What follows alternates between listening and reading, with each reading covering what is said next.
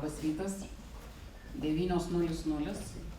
Mes visada pradedam laiku ir labai džiugu vėl matyti pilną salę kibernetinio saugumo bendruomenės atstovų, kurie šitą tokį jau prieš šventinį laikotarpį rado laiko ir galimybių ateiti į 4.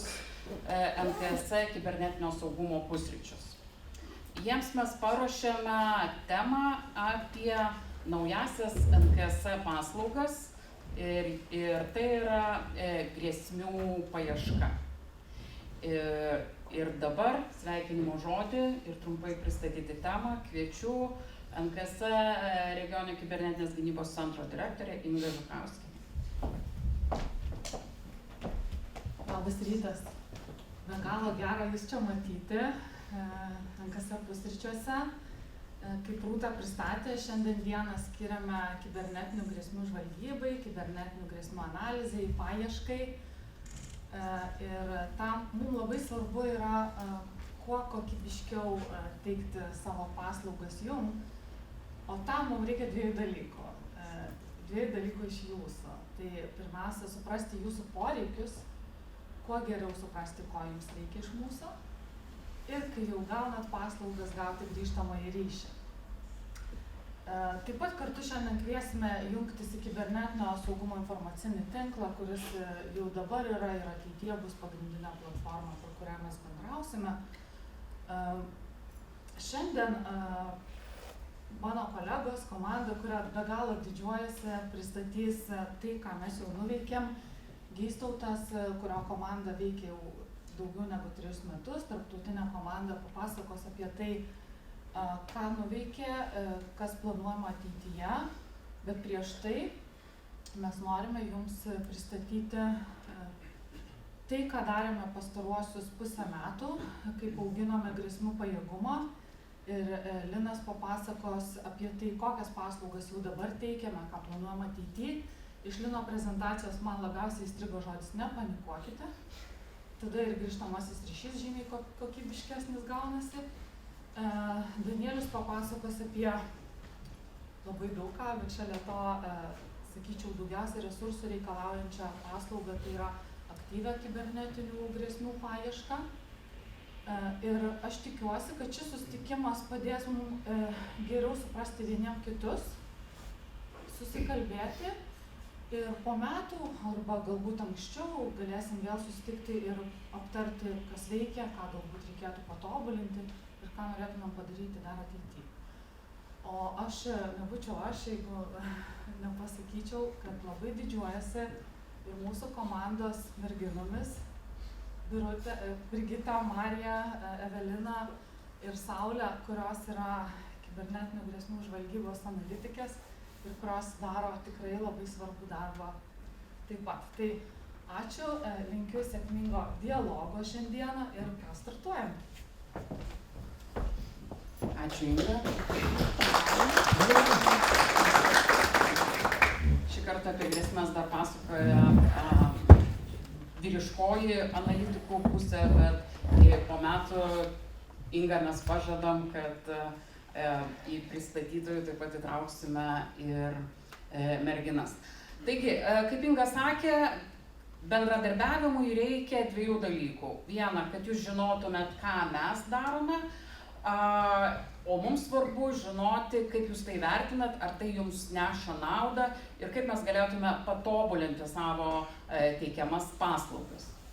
Grėsmių paieškos ir analizės pajėgumas, kaip Inga minėjo, startavo prieš 3 metus nuo tarptautinės CITECO komandos ir šiais metais išaugo jau į nacionalinę, tik tai Lietuvos organizacijoms skirtą pajėgumą. Yra analitinis pajėgumas ir aktyvi grėsmių paieška, taip vadinamas huntas, Fred Huntas. Ir savo pristatymus mes pradėsime nuo analitinės dalies ir kviečiu Liną pristatyti, ką daro jo komanda ir kokias paslaugas teikia kibernetinio saugumo subjektams. Ačiū, Rūta. Sveiki visi.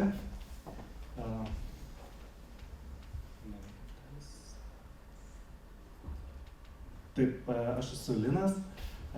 Čia noriu Jums pristatyti nacionalinio kibernetinių grėsmių analizės skyriaus teikiamas bei būsimas planuojamas paslaugas.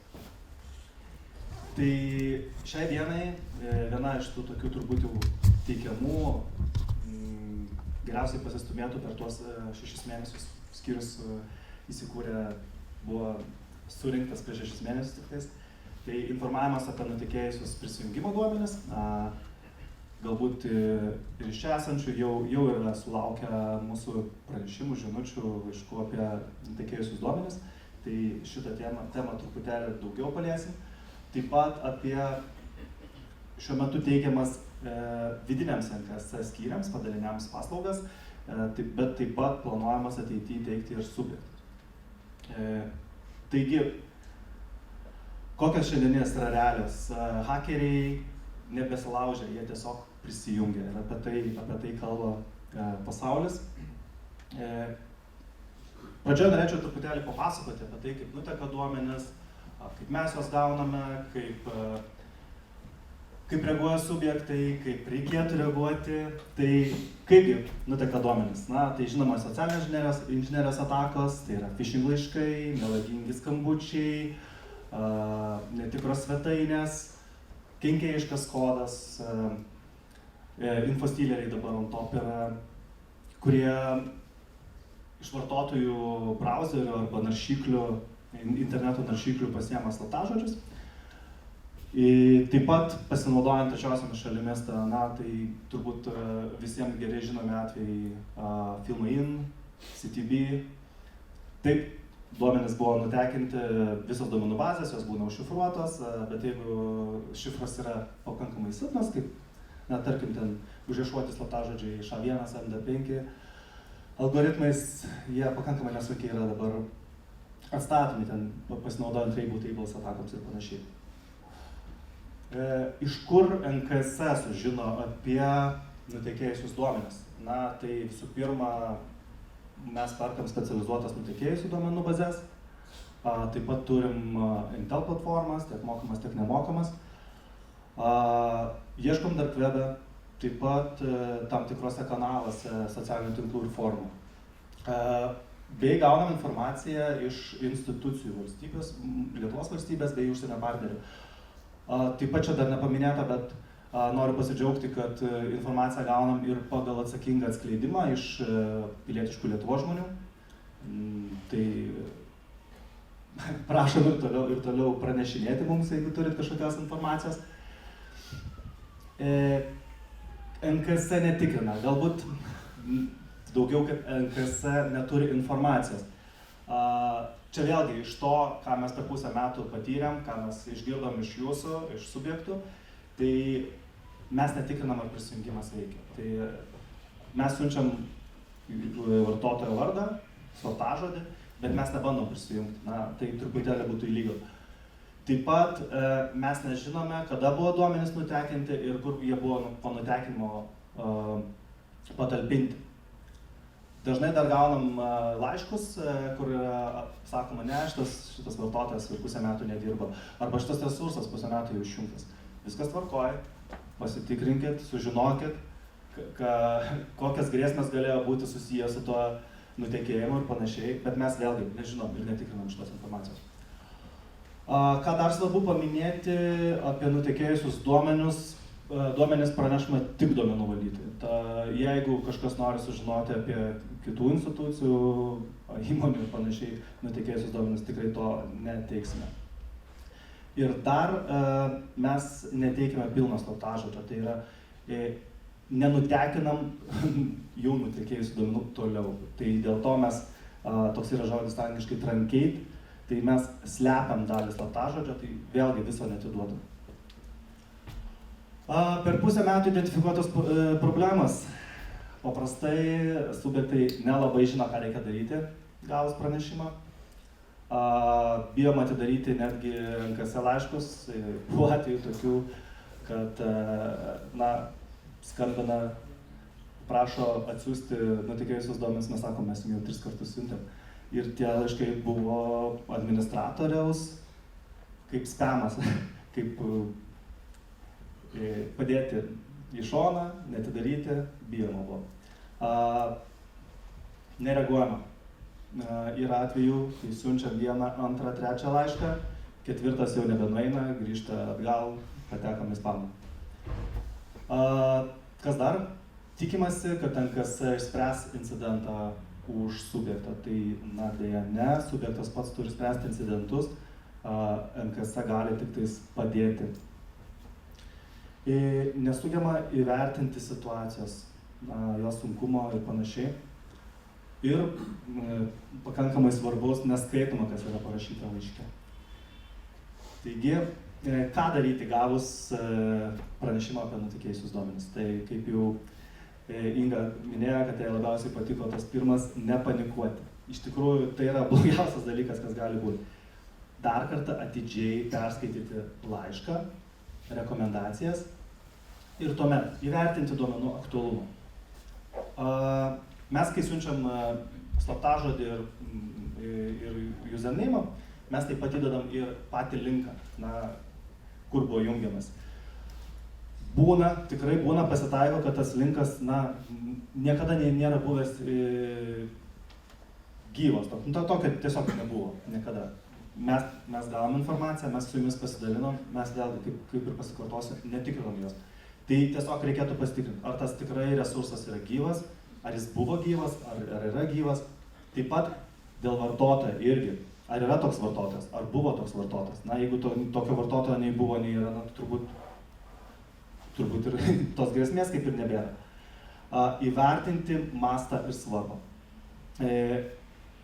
Ką tai reiškia? Tai reiškia svarbu suprasti, ar tai nutekėjo pavienio vartotojo duomenis, ar tai buvo nutekinta visa duomenų bazė. Yra pasitaikiusių atvejų, kai įstaigos paskelbė apie breachą baisingą, nors ten iš tikrųjų pavienis duomuo buvo tik tais nutekintas. Tai to reikėtų vengti.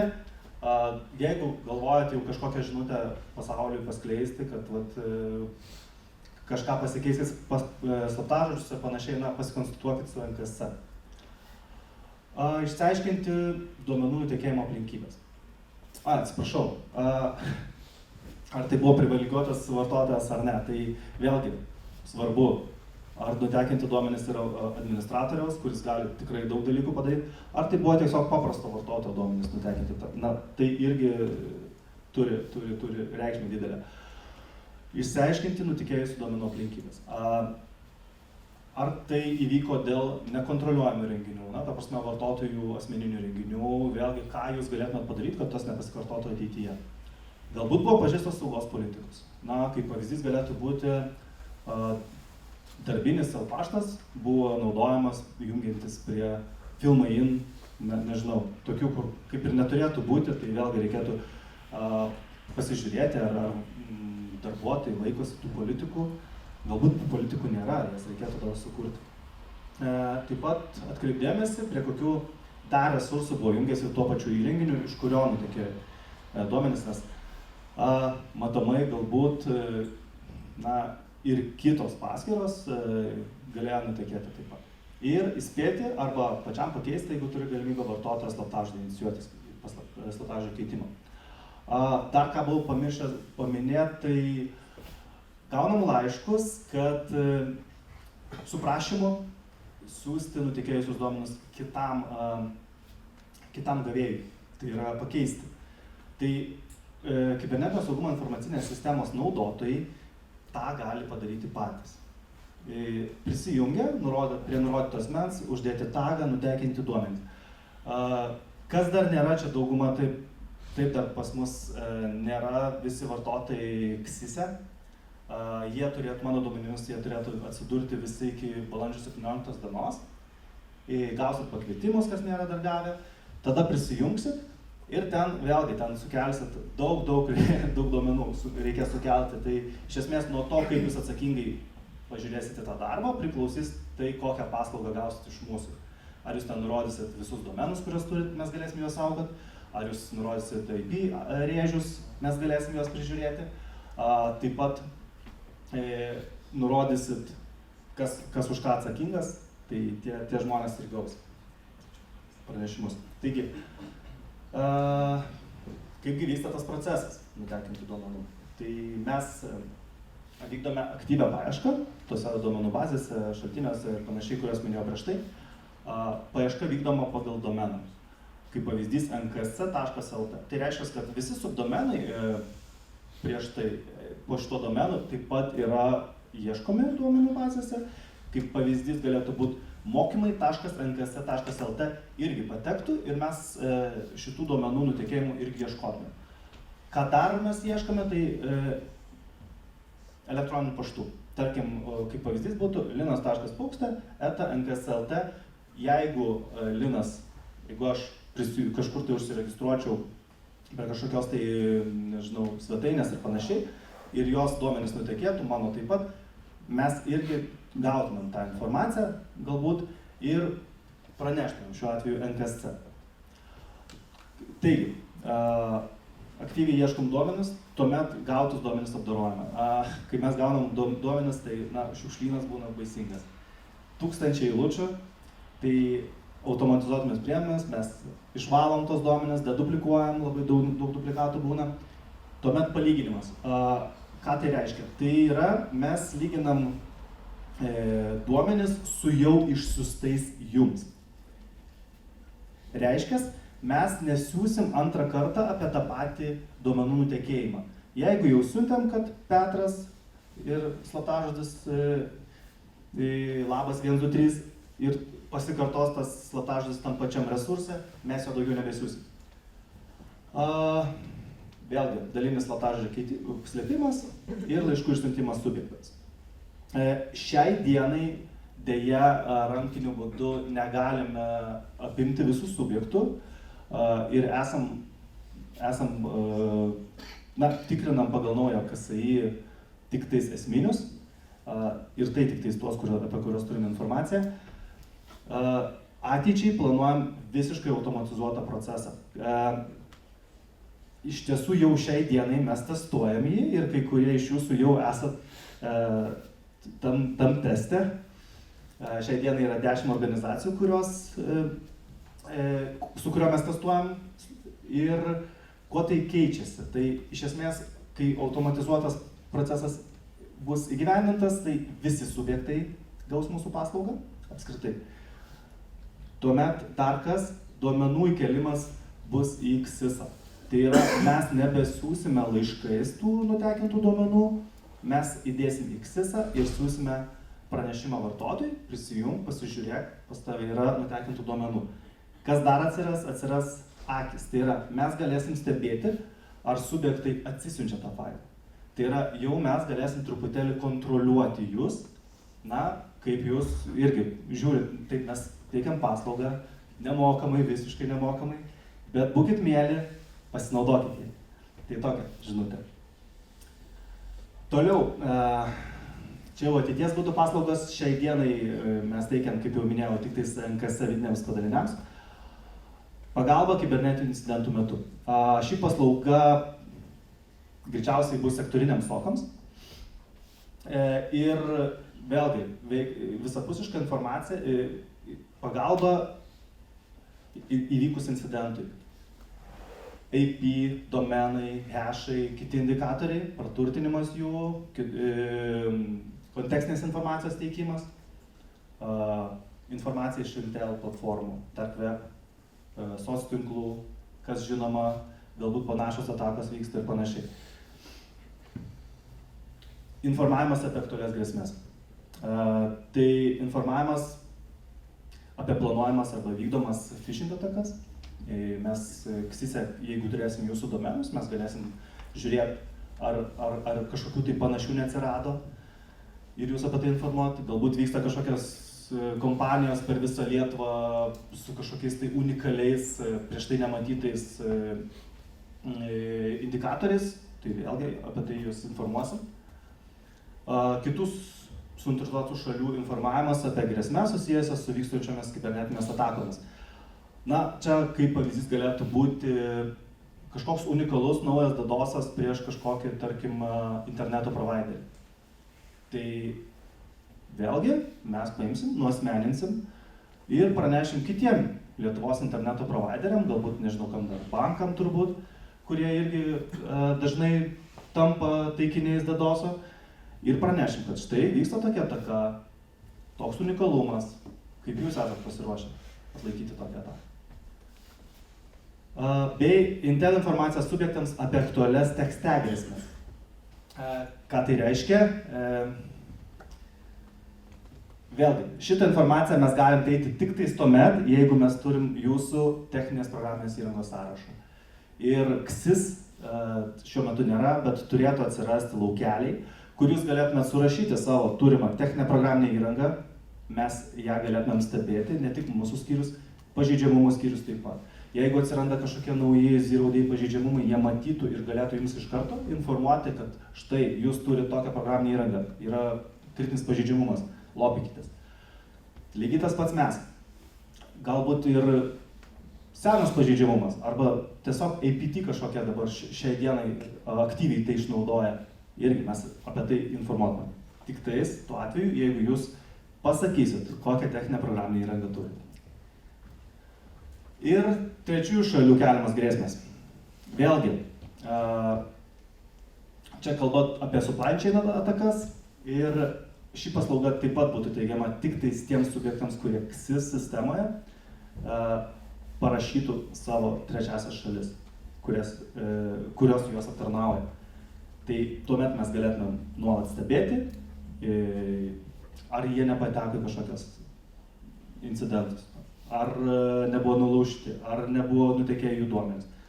Na ir informuoti jūs, kad jūs vėlgi įvertintumėt savo grėsmes, kokios kyla jums. Tai tiek iš manęs. Gal turit klausimų? Ačiū Linui.